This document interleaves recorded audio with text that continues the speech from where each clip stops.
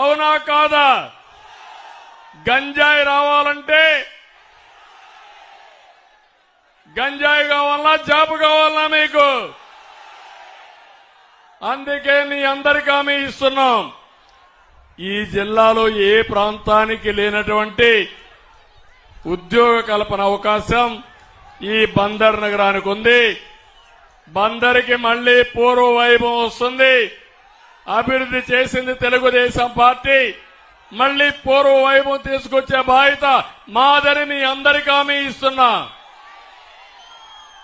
ఈరోజు కేంద్రంలో బీజేపీ ఉంది, ఎన్డీఏ గవర్నమెంట్ ఉంది.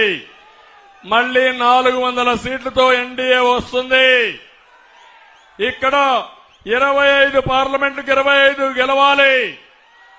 ఇంకో పక్క 160 అసెంబ్లీ సీట్లు గెలవాలి.